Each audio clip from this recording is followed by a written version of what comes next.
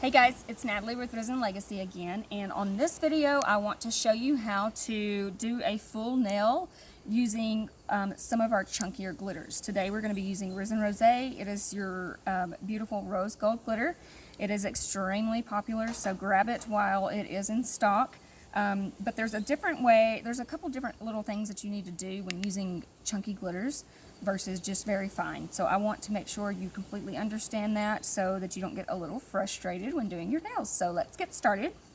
Don't forget to shake all your powders very, very good so you get everything mixed. We have already done the clear coat on here, the Pure Diamond clear coat. So we're going to go straight into our glitter. I'm taking my step number 2, base coat. I'm going to saturate the entire nail, but using a thin layer. Make sure you get all sides and edges, you guys. If you don't completely saturate the full nail with the powder, it creates uneven surfaces, which will create like a cracking look. So we're going to go at a 45-degree angle, dip, tap. I tap by flicking underneath. That's just something that I do. Okay, so with the chunkier glitter, it will get on the outside of your finger just a little bit. So with the chunky glitter, as long as it looks like a dry powder, flatten down and maneuver the chunky glitter up to where it's all on your nail and none is on your skin. Get it how you want it.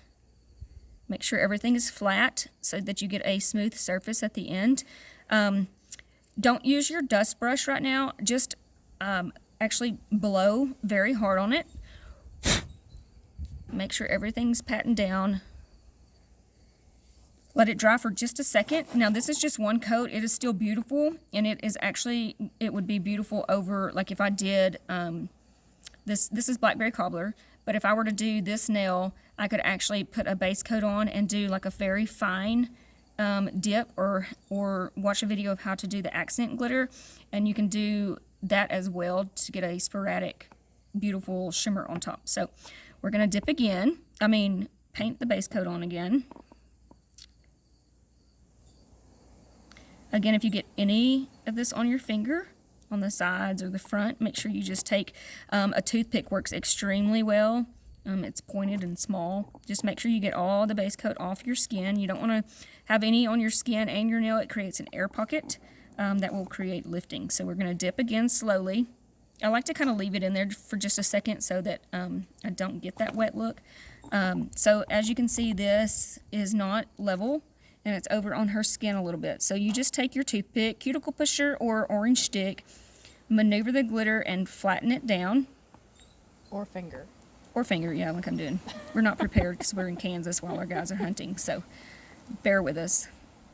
So you just pat it down just like that. Make sure it is perfectly how you want it. Blow again, or you can actually use your dust brush. I'm going to use my party wand because I don't have a dust brush. This is kind of a spur of the moment thing. So we're going to dust it lightly, making sure there's no glitters get underneath your nail as well, you guys, because we're fixing to dip into the Pure Diamond Clear and we don't want any glitter in that. So take your base coat, encapsulate it again with the base coat, and we're going to dip it into the clear. Now when using glitters, guys, I normally do 2 coats of the clear. You want to make sure that you fully encapsulate the glitter. I'll show you in just a second what I mean, because if you have powder on all of it, but then you can see like the glitter actually shining through, you want to make sure you put a little bit more of the clear coat on top, because in the end when you go to file and buff, you will kind of shave off some of the glitter, and or when you file and buff over it, it will take the color off the glitter, and then it'll all have like a silver appearance. So this is still a little bit shiny. I can see the natural glitter underneath right there and over here. So I'm going to dip it again. That's why I say I always kind of dip twice with the clear coat on top. Making sure you get all sides and edges and off your finger. Dip again.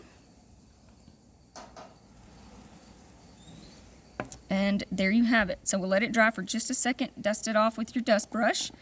Apply activator and completely wait the 4 minutes for that to harden and dry and dehydrate all the layers of the acrylic underneath. Make sure you wait that time, because if you don't, it's going to take your top coat forever to dry. And it may have like a watery, bubbly appearance at the end.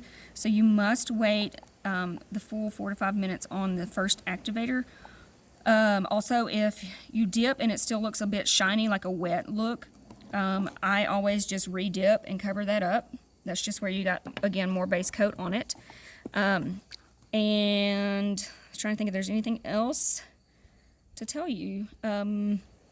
I think that's it. So we are going to dust this off, add activator, let it, oh, that's what I wanted to say. When you add activator, if you go to file it and it gums up, you guys, apply more, just simply stop, apply more activator, let it set a little bit longer, and then start filing and buffing, because that just means the underneath layers are not fully dehydrated and hardened yet. So again, we'll apply activator, file and buff, wipe off with the formulated nail cleanser from Resin Legacy, and then paint the step number 4 base coat on top. So I hope this helps, and you guys take care, stay blessed, and we'll see you on the next video.